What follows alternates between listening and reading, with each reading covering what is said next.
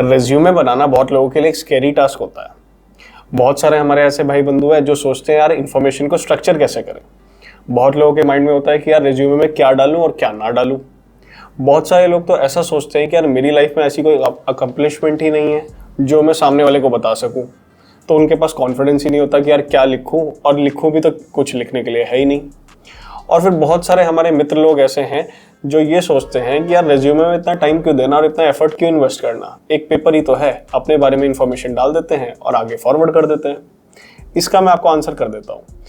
आपका जो रेज्यूमे है आपकी एक सेल्स पिच है, और आपका रेज्यूमे आपसे पहले जाता है रिक्रूटर के पास। अब आपने सालों से मेहनत करी यार एक बढ़िया जॉब के लिए, और आप अपनी सेल्स पिच को वहाँ पे हल्का छोड़ दोगे। इस पर्टिकुलर वीडियो में हम बात करेंगे कि एक बेहतरीन लेवल का रेज्यूमे आप कैसे बना सकते हैं। बहुत ही सिंपल लैंग्वेज में मैं आपसे बात करने वाला हूँ और स्टेप बाय स्टेप आपको सारे प्रोसेस के साथ लेके जाऊंगा, और by the end of this video आपके माइंड में जितने भी डाउट्स होंगे वो सारे क्लियर हो चुके होंगे रेज्यूमे से रिलेटेड। एंड में मैं आपको कुछ प्रो टिप्स देने वाला हूँ जो आपके रेज्यूमे को और लोगों के कंपैरिजन में नेक्स्ट लेवल पे ले जाने में मदद करेगा। तो without any further due let's get the video started.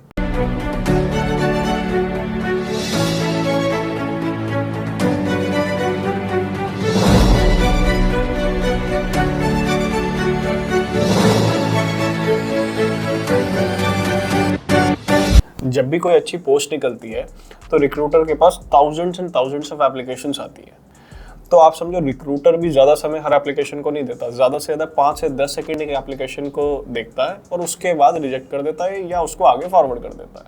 तो आप समझो रिक्रूटर के माइंड में एक तरीके से येस नो इस तरह चल रहा होता है। अब इसको हम एक डेटिंग साइट के एग्जांपल से भी ले सकते हैं। अगर आप कोई डेटिंग साइट पे जाओगे तो आप क्या है लेफ्ट राइट स्वाइप करेंगे, और फिर कोई ऐसी प्रोफाइल जो आपकी अटेंशन को ग्रैब कर ले, आप उसको क्लिक करके उसके अंदर चले जाओगे। तो हमारा मूल मंत्र जो रहेगा, हमारा ऑब्जेक्टिव यही रहेगा कि हम ऐसा रेज्यूमे बनाएं कि हम रिक्रूटर की अटेंशन ग्रैब कर ले with in first 5 to 10 seconds. पहले तो हम ये पॉइंट क्लियर कर लेते हैं कि रेज्यूमे बनाने का कोई स्टैंडर्ड फॉर्मेट तो है ही नहीं, लेकिन मैंने बहुत सारे रेज्यूमेस देखे हैं। स्टार्टिंग में मैं बना के दिया करता था लोगों को, और अब मेरे पास रेज्यूमेस आते हैं।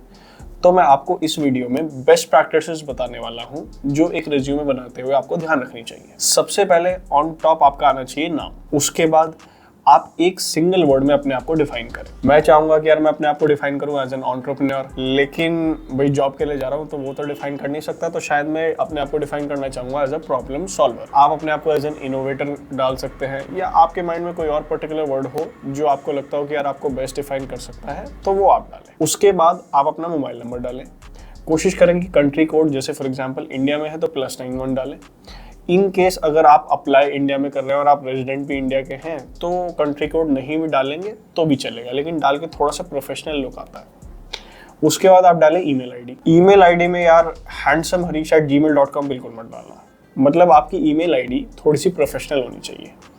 कोशिश करें कि उसमें बहुत ज़्यादा नंबर्स भी ना हो। For example akashkumargoyal@12345@gmail.com। ये बहुत ज़्यादा अंडरस्कोर ना हो, डॉट ना हो, डैश ना हो। मतलब ओवरऑल ऑब्जेक्टिव ये है कि सिंपल रहे और मेमोरेबल रहे। उसके बाद आता है एड्रेस में आप डाल भी सकते हैं, नहीं भी डाल सकते। पहले तो आप ये समझे कि अगर किसी बंदे को आपको कांटेक्ट करना है, रिक्रूटर को कांटेक्ट करना है, तो आपने मोबाइल नंबर ईमेल आईडी दे दिया, तो एड्रेस ना भी डालें तो चलेगा, अननेसेसरी स्पेस गिरेगा वो। अगर आप डाल भी दें तो भी चलेगा। उसके बाद आती है हमारी सोशल प्रोफाइल्स। अगर आपकी कोई ऐसी सोशल प्रोफाइल है, फॉर एग्जाम्पल लिंक्डइन की प्रोफाइल है जो अच्छी मैच्योर है, या आपका कोई ब्लॉग है या आपकी कोई वेबसाइट है, तो आप उसको ज़रूर डालें। उससे क्या है, थोड़ा सा प्रोफेशनल फील आता है। अगर आपको लगता है कि यार क्या नाम है स्पेस ज़्यादा घेर रहा है, तो इसका एक बेटर सोल्यूशन होता है कि आप सिर्फ आइकन डाल दो उसका। फॉर एग्जांपल लिंक्डइन प्रोफाइल है, लिंक्डइन का आइकन डाल दो, उसका हाइपरलिंक क्रिएट कर दो। आज जैसे ही बंदा क्लिक करेगा तो रीडायरेक्ट हो जाएगा आपके ब्लॉग पे, आपकी वेबसाइट पे या आपकी प्रोफाइल पे। लेकिन ये ध्यान रखना, ये तभी हो सकता है अगर आप सॉफ्ट कॉपी सबमिट कर रहे हो। अगर आप हार्ड कॉपी यानी प्रिंटेड पेपर में फॉर्मेट कर रहे हो तो आप फिर वो चीज़ नहीं डाल सकते। आपको एक तरीके से लिंक मेंशन करना पड़ेगा जो कि बंदा टाइप करके बाद में चेकआउट कर सकता है। उसके बाद इंफॉर्मेशन लाइक आपका डेट ऑफ बर्थ क्या हो गया, या आपका एज क्या है, मैरिटल स्टेटस क्या है, रिलीजन क्या है, कास्ट क्या है, इस तरह की इन्फॉर्मेशन की ज़रूरत नहीं है लिखने की। कुछ लोग लिखते हैं लेकिन मैं कहूँगा इनको प्लीज़ अवॉइड करें। उसका प्राइमरी रीज़न ये है कि इस इन्फॉर्मेशन के बेसिस पे पहले तो रिक्रूटर डिसाइड नहीं करेगा कि यार आपको लेना है या नहीं लेना है। दूसरा ये है कि अननेसेसरी रेज्यूमे में स्पेस घेरेगा, उसका भी ज़रूरत नहीं है। और थर्ड मेन पॉइंट ये है कि यार समझो रिक्रूटर भी सामने वाला इंसान है। अब आप इंसान के सामने इस तरह की इन्फॉर्मेशन लिखेंगे तो कहीं ना कहीं उसके माइंड में एक बायस बनेगा जो कि हमारे लिए नेगेटिव भी जा सकता है। तो इस तरह की इन्फॉर्मेशन अवॉइड करें। अब आते हैं हम एक्सपीरियंस सेक्शन पे। सबसे पहले जब हम एक्सपीरियंस सेक्शन लिखें तो आज की डेट में जहाँ पे हम काम कर रहे हैं, ये लेटेस्ट हमारी जो जॉब है वो लिखें, और फिर हम क्रोनोलॉजिकल ऑर्डर में बैकवर्ड चलेंगे कि आज हम यहाँ पे काम करते थे, उससे पहले यहाँ काम करते थे, उससे पहले हम यहाँ पे काम करते थे। हम सबसे पहले तो पीरियड लिखेंगे कि इस पीरियड से इस पीरियड हमने वहाँ पे काम किया है। तो फॉर एग्जाम्पल मार्च 2021 से मैंने मार्च 2022 तक यहाँ पे काम करा है। डेट लिखने की एग्जैक्ट जरूरत नहीं है, month and year is more than enough. अगर आप खाली ईयर भी लिखते हैं तो भी चलता है। उसके बाद अपना पोजीशन या डेजिग्नेशन लिखें कि आप किस पोजीशन पे वहाँ पे काम कर रहे थे, और उसके बाद फिर अपने जॉब के बारे में थोड़ा सा बताएं। जब आप जॉब के बारे में बताएं तो अगर आप सिंगल लाइन में बता रहे हो तो आप normally in the form of para लिख सकते हो, लेकिन अगर आप 5-6 पॉइंट्स उसमें बताना चाहते हो तो आप पैरा के फॉर्म में बिल्कुल मत लिखो। पैरास कोई नहीं पढ़ता, आपको सारी इन्फॉर्मेशन को बुलेट पॉइंट्स में देना चाहिए। हर कंपनी चाहती है कि उसको उसकी प्रॉब्लम्स का सोल्यूशन मिले, और हमारे लिए एक्सपीरियंस सेक्शन एक गोल्डन अपॉर्चुनिटी रहती है जिसमें हम क्लियरली दिखा सके कि उन सभी प्रॉब्लम्स का सोल्यूशन हम हैं। तो जब भी हम एक्सपीरियंस सेक्शन लिखें, हमें ध्यान रखना पड़ेगा कि हमारी जो एक्सपीरियंसेस हैं वो in line with the job requirement है। ऐसा ना हो कि यार CFO के लिए अप्लाई कर रहे हैं और लिख रहे हैं कि सोशल मीडिया मैनेजमेंट में तो मैं एक्सपर्ट हूँ।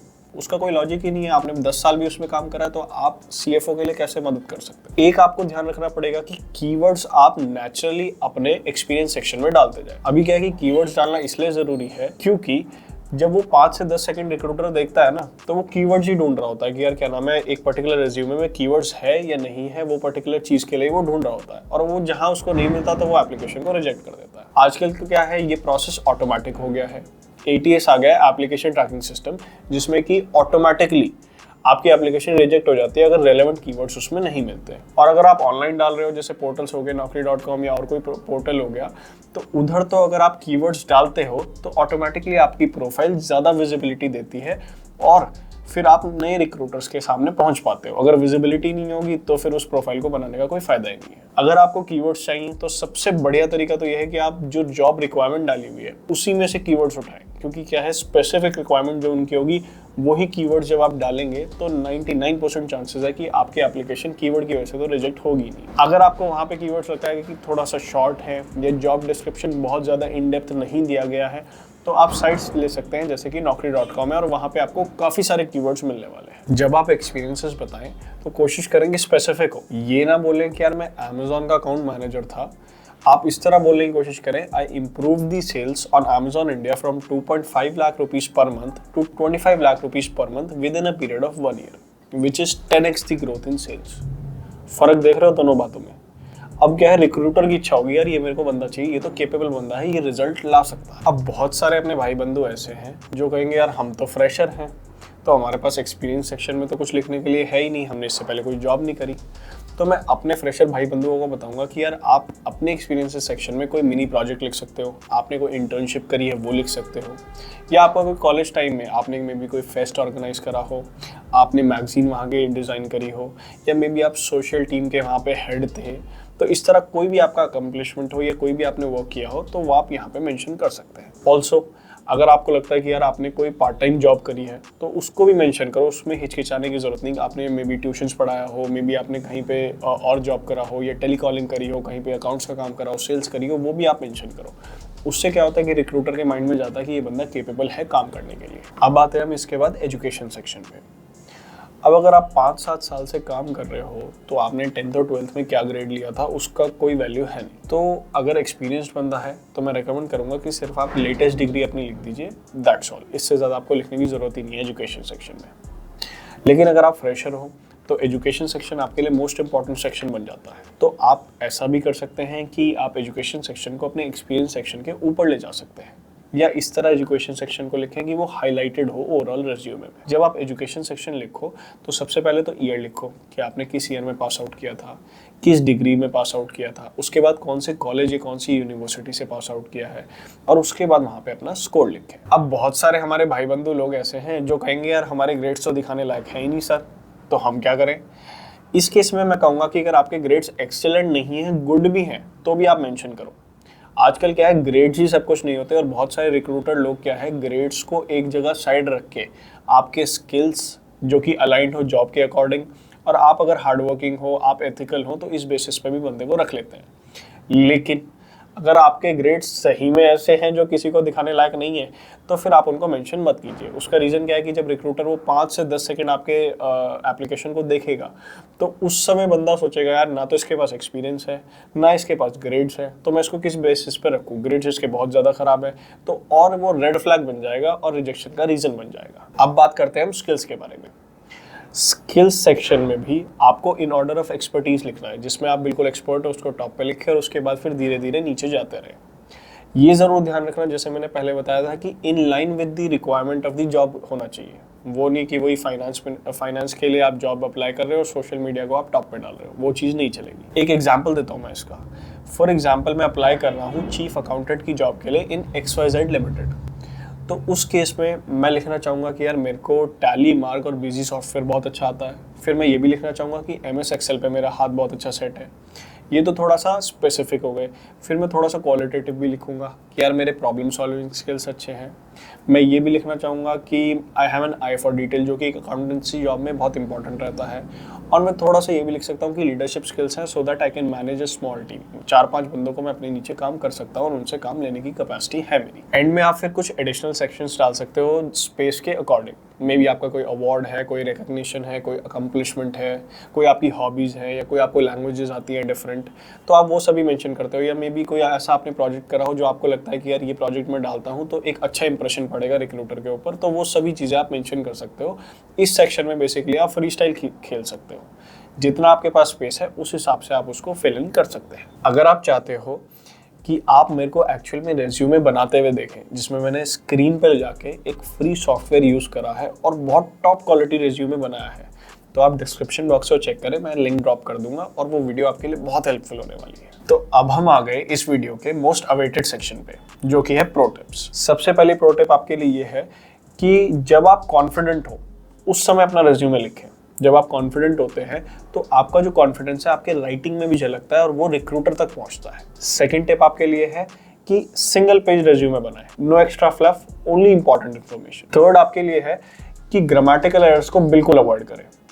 उसके लिए क्या है कि प्रूफ रीड करें। खुद नहीं कर सकते तो किसी फ्रेंड को या फैमिली वाले बंदे को पकड़ लो कि यार मेरे लिए प्रूफ रीड कर दो। अगर आपको लगता है कि यार अभी तो मैंने ज़्यादा कुछ करा नहीं और मेरे को दूसरों को दिखाने में शर्म आती है रेज्यूमे, तो ग्रामरली यूज़ करो। ग्रामरली का फ्री वर्जन भी आता है और उससे आपकी सारी ग्रामेटिकल एरर्स ठीक हो जाएंगी। अभी ये मत सोचना कि यार टूल स्पॉन्सर्ड है इस वजह से बता रहा हूँ, ये टूल मैं खुद यूज़ करता हूँ इस वजह से आपको रेकमेंड कर रहा हूँ। और ऐसा नहीं कि मेरा फ़ायदा है कुछ इसमें इस वजह से आपको बता रहा हूँ, आपके फ़ायदे में मेरा फ़ायदा है। ये टूल बहुत बेहतरीन है, आप उसको यूज़ करके देखें। फोर्थ पॉइंट ये है कि जब आप शेयर करें अपने रेज्यूमे को तो PDF में करें, अगर आप सॉफ्ट कॉपी कर रहे हो। इनकेस अगर आप हार्ड कॉपी कर रहे हो तो आप उसको बिना फोल्ड करे एक बॉन्ड पेपर पे कलर्ड प्रिंट आउट निकाल के शेयर करें। कभी भी अपने रेज्यूमे में झूठ मत बोलें। कोई भी कंपनी ऐसी नहीं है जो एक एम्प्लॉय की वजह से अपने एथिक्स पे कॉम्प्रोमाइज करेगी। थोड़ा बहुत कैपेबिलिटी में गैप होगा, थोड़ा बहुत एफर्ट में गैप होगा, उसके लिए आपको सेकंड चांस मिल जाएगा, लेकिन कोई भी झूठ बर्दाश्त नहीं करेगी। 6 प्रो टिप आपके लिए ये है कि जो भी आप मेंशन करें अपने रिज्यूमे में उसका नॉलेज आपको होना चाहिए। ऐसा नहीं कि आप हॉबी में लिख दो यार क्रिकेट मेरे को बहुत बढ़िया आता है या मैं क्रिकेट खेलता हूँ, क्रिकेट टीम का कैप्टन था, कुछ भी, और फिर नॉर्मल रिक्रूटर भी क्रिकेट फैन निकलता है, वो नॉर्मली आपसे पूछ लेता है कि यार पिच आज ग्रासी है तो कैसे बैटिंग करनी चाहिए या कवर्स पे किस फील्डर को रखना चाहिए। इस तरह कोई भी क्वेश्चन पूछ ले और आप ब्लैंक हो जाओ तो इंप्रेशन खराब हो जाता है। उम्मीद करता हूँ कि एक इम्पैक्टफुल रेज्यूमे कैसे बनाएं उसके सभी फंडे आपके क्लियर हो चुके हैं। मेरे दोस्त, अगर आप चाहते हो कि मैं रेगुलरली आपके पास इस तरह की इंफॉर्मेशनल वीडियोस लाता रहूं, तो आप मेरे चैनल को भी सब्सक्राइब करें और नोटिफिकेशन बिल को हिट करें। मिलते हैं नेक्स्ट वीडियो में। Until then.